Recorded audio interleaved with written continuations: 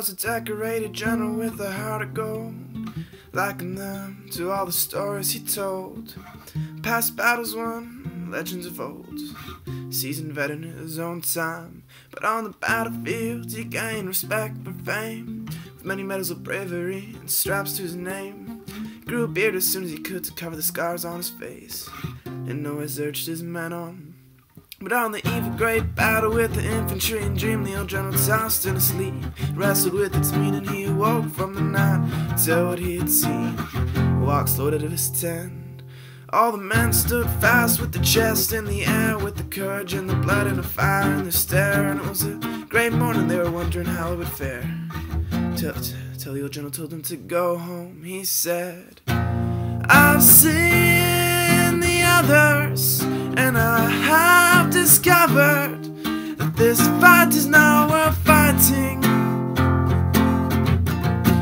And I've seen them others, and I will know other to follow me where I'm going.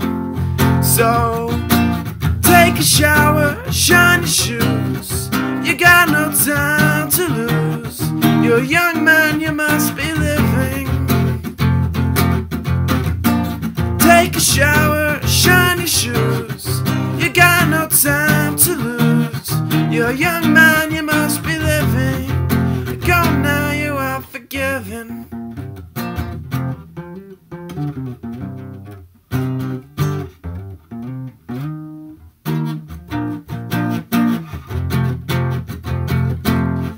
But the men stood fast with the guns on their shoulders, not knowing what to do with the contradicting orders. The general said he would do on duty, but he extended no further.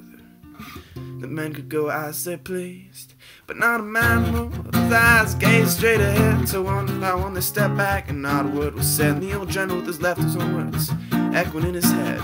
He then prepared to fight. He said, I've seen the others, and I have discovered that this fight is not worth fighting.